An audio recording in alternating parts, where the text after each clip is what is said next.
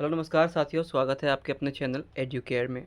आज हम बात करने वाले हैं रेलवे की बम्पर वैकेंसीज़ के ऊपर। वैकेंसीज़ आपको मैं बताने वाला हूं। जब मैंने अप्लाई किया था रेलवे में तो उसमें उस समय जो है ना आपका 32,000 वैकेंसी निकाला गया था। और आज के दिनों में आपका ग्रेड 1 का और ग्रेड 3 का वैकेंसी आया हुआ है। टोटल वैकेंसी आपको ऑलमोस्ट 6,238 वैकेंसीज़ है, जिसमें आपको टेक्नीशियन ग्रेड 1 सिग्नल का और टेक्नीशियन ग्रेड 3 का वैकेंसी आया हुआ है। पे लेवल 7 सीपीसी के अकॉर्डिंग आपका जो टेक्नीशियन ग्रेड 1 सिग्नल का है उसमें आपका लेवल 5 है। इनिशियल पेमेंट आपको ₹29,200 से स्टार्ट हो जाएगा। मेडिकल जो स्टैंडर्ड है पहला अगर मांगा गया है टेक्निकल ग्रेड 1 सिग्नल के बारे में पूछा जाए तो B1। अगर असम के कोई भी अभ्यर्थी या कोई भी स्टूडेंट अगर इंटरेस्टेड है ज़रूर अप्लाई करिएगा।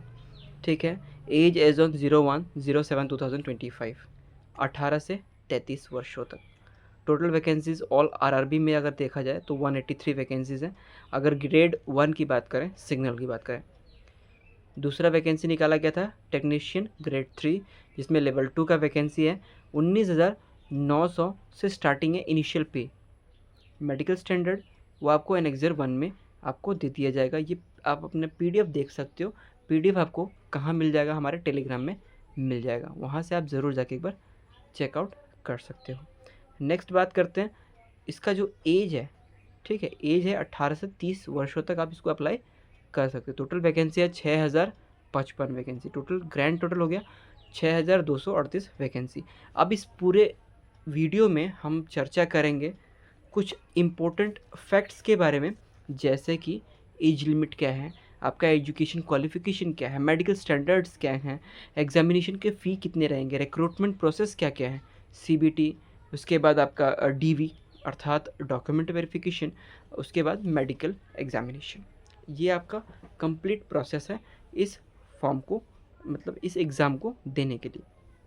कुछ इम्पोर्टेंट बातें हम इस वीडियो के ज़रिए मैं बताने वाला हूँ, तो अच्छे से एक बार ज़रूर पढ़िएगा। 70 पेजेस का ये पीडीएफ है जो कि मेरे पास आया हुआ है। ठीक है, आप यहाँ पर अब देख सकते हैं जनरल इंस्ट्रक्शन।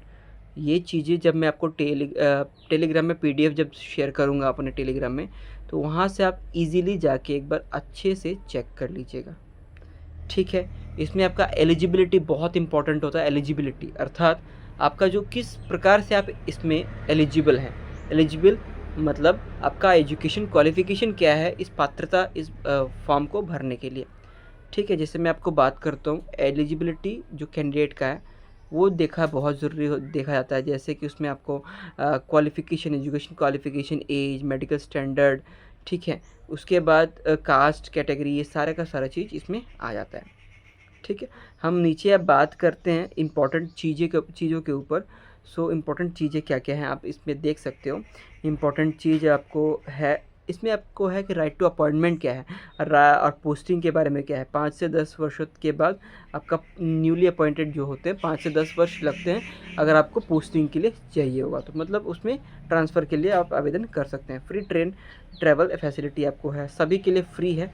आप ये सारा चीज़ें आप ज़रूर जानते हैं, सभी अभ्यर्थी जो भी रेलवे की पद के लिए अप्लाई करते हैं कभी भी। ठीक है, मैं इस वीडियो के माध्यम से बस इतना ही बताना चाहता हूँ कि अगर आप कभी भी इस चैनल में आएँ ज़रूर विज़िट करिएगा हर एक इम्पॉर्टेंट अपडेट के लिए, क्योंकि मैं भी इस एग्ज़ाम को लेकर, इस परीक्षा को लेकर बहुत दिनों से लगा पड़ा था। और हाँ, फाइनली मिला है मुझे सब इंस्पेक्टर का पद। आप सभी को मिल सकता है।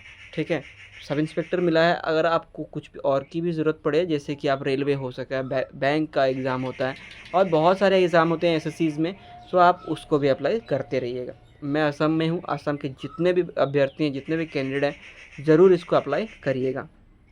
बात करेंगे इसमें आपका जो वैकेंसीज़ हैं, वैकेंसी आपका टेंटेटिव हो सकता है, इसको वेरीफाई करना नामुमकिन है। ये टेंटेटिव होने के साथ साथ क्या है, वैकेंसीज़ को इंक्रीज़ या डिक्रीज़ हो सकता है रिक्रूटमेंट प्रोसेस के तहत। इसका जो मेडिकल फिटनेस है, मैं अब कुछ इंपॉर्टेंट बातें बताने जा रहा हूँ, इसको आप ज़रूर एक बार देखिएगा। A3 मेडिकल स्टैंडर्ड चाहिए, physically fit in all respect के 6/9 का आपका विदाउट ग्लासेस का डिस्टेंस विजन चाहिए होगा। ठीक है, ये आपका ज़रूर देख लीजिएगा। B1 जो मेडिकल स्टैंडर्ड है, B2 C1, ये सारे के सारी चीज़ एक बार देख लीजिएगा। अब इम्पॉर्टेंट बात करने वाला हूँ नेशनलिटी या citizenship.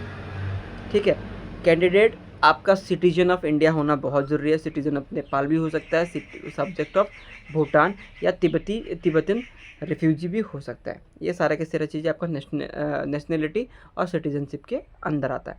Age limit important criteria है, एज लिमिट, अगर आप इस आवेदन को भरने वाले हो तो। ठीक है, एज लिमिट क्या है, तो टेक्नीशियन ग्रेड 1 का जो सिग्नल का है 18 से 33 वर्षों तक इसको अप्लाई कर सकते हो। टेक्नीशियन ग्रेड 3 का अगर पूछा जाए तो 18 से 30 वर्षों तक इसको अप्लाई कर सकते हो। ये CN/एज एज ऑन 01/07/2025 का नया वैकेंसी आया हुआ है इंडियन रेलवे के भीतर। अगर हम बात करें एज रिलैक्सेशन के बारे में, तो अपर एज जो है आपका lower age, maximum upper age, ये सभी का रिलैक्सेशन आपको देखने को मिलेगा। जैसे SC/ST के लिए 5 वर्षों का, OBC नॉन क्रिमिलेयर, याद रखिएगा OBC में नॉन क्रिमिलेयर अर्थात नॉन क्रिमिलेयर NCL बोला जाता है उसको। ठीक है, वो कैंडिडेट इसमें 3 वर्षों तक छूट मिल सकता है उनको। एक्स सर्विसमैन एटलीस्ट 6 मंथ का कंटिन्यूस सर्विस आफ्टर अटेस्टेशन के साथ साथ उनका जो UR और EWS है उनके लिए 3 वर्षों का deduction of length of service from age. ठीक है, ये सारा चीज़ें मैं आपको प्रोवाइड कर दूंगा। इनमें से कुछ अगर आपको प्रॉब्लम होता है, अगर वैकेंसी को समझने में या वैकेंसी को पढ़ने में या एडवर्टाइजमेंट को समझने में, ज़रूर हमें कमेंट करिएगा। नेक्स्ट आते हैं हम यहाँ पर, हम नीचे अगर बात करें कि इम्पोर्टेंट क्या क्या है। इम्पोर्टेंट क्या है कि अगर कुछ भी याद रखिएगा, डेट ऑफ बर्थ जो है आपको एज के ग्रुप के हिसाब से 18 से 33 किन के लिए कौन कौन सा एज है वेरीफाइड कर लीजिएगा। UR, EWS, OBC, SC, ST सभी के लिए एक बार ज़रूर देख लीजिएगा। ठीक है, और एजुकेशन क्वालिफिकेशन आपको एनेक्जर 1A में मैं बताने वाला हूँ। ठीक है, ज़रूर देखिएगा। ठीक है, एग्ज़ामिनेशन फ़ी जो है सभी के लिए, CBT जो है एग्ज़ामिनेशन जो है फ़ी सभी के लिए 500 रुपये होगा। ठीक है, और SC/ST, ex serviceman, PWD, female transgender, minority और economical backward classes, EBC questions to candidate EBC, वो इनमें 250 रुपये ही उनका बैंक का चार्ज लगेगा, मतलब फॉर्म का चार्ज लगेगा, टोटल फ़ी। ठीक है, अब हम बात करने वाले हैं मोड ऑफ़ फ़ी पेमेंट। सबको पता है मोड ऑफ़ फ़ी पेमेंट, ये सब की ज़रूरत बताने की ज़रूरत नहीं है। माइनॉरिटी से एक बार ज़रूर देखिएगा। EBC क्या है इसके बारे में ज़रूर देखिएगा। उसका फैमिली इनकम कम से कम लेस देन 50,000 के अंतर्गत होना चाहिए। ठीक है, नेक्स्ट बात करते हैं रिफ़ंड ऑफ एग्जामिनेशन फ़ी। अब ये बहुत इंपॉर्टेंट बात मैं कहने वाला हूँ। रिफ़ंड जो होगा वो आपका एग्जामिनेशन फ़ी किन के बेसिस पे होता है, रिफ़ंड किसके लिए होता है, उन बच्चों के लिए जो रिफ़ंड का प्रोसेस करना जानते हैं। जैसे कि मैंने अपने अकाउंट से 500 रुपया दिया, तो एग्ज़ाम ख़त्म होने के बाद हो तो या तो मेरा सिलेक्शन हो या तो मेरा सिलेक्शन ना हो, लेकिन मेरे ही अकाउंट में वो पैसे क्रेडिट करे जाएंगे। अगर मैं किसी अपने दोस्त का अकाउंट लेके उसमें से मैंने 500 दिए हैं, तो वो पैसे उस दोस्त के अकाउंट में नहीं जाएंगे, क्योंकि वो उस वैलिड आदमी का नाम नहीं रहेगा। जैसे मेरा नाम है नीरज चौहान, अगर मैं बात अप्लाई करता हूँ तो अप्लाई करने के बाद वो अकाउंट से कट जाएंगे, तो वो पैसा डिडक्ट होके मुझे क्रेडिट हो जाएगा एग्ज़ाम ख़त्म होने के बाद। बट इन केस ऑफ अगर मैंने किसी और के ATM से या बैंक अकाउंट से अगर मैंने अप्लाई किया, पैसे दिए, क्रेडिट किए, एग्ज़ाम फ़ी दिया मैंने, तो वो डिडक्ट हो जाएगा, बट उसको रिफ़ंड करने के कोई बात नहीं आता। ये सारी की सारी चीज़ें सभी बच्चों को पता होना चाहिए। बात करते हैं ये सारे की सारी चीज़ें। अब फिज़िकल डिसेबिलिटी क्या है। ठीक है, फिज़िकल डिसेबिलिटी बहुत सारी डिसेबिलिटीज़ हैं, ये चीज़ें अच्छे से एक बार ज़रूर पढ़िएगा। ठीक है, रिक्रूटमेंट प्रोसेस जो है आपका 3 स्टेज में होगा। CBT अर्थात कंप्यूटर बेस्ड टेस्ट, सभी को पता है ये एग्ज़ाम कौन कंडक्ट करता है, TCS कंडक्ट करता है। ठीक है, TCS कंडक्ट करता है और डॉक्यूमेंट वेरिफिकेशन भी TCS ही करेगा। ठीक है, सो मैं भी खुद एक TCS एम्प्लॉयर था 2021 में, मुझे प्रोसेस पता है, बहुत कंप्लीट प्रोसेस मुझे पता है, कैसे डॉक्यूमेंट वेरिफिकेशन होता है, कैसे क्या क्या होता है, वो सारी की सारी चीज़ें मुझे पता है। ठीक है, मेडिकल एग्जामिनेशन किन किन चीज़ों को देखा जाता है, वो सारे की सारी चीज़ें।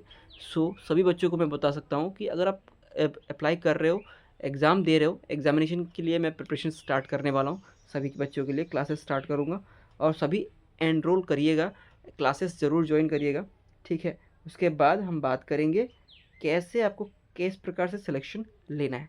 रिक्रूटमेंट प्रोसेस 3 स्टेज मैंने आपको बता दिए, ठीक है।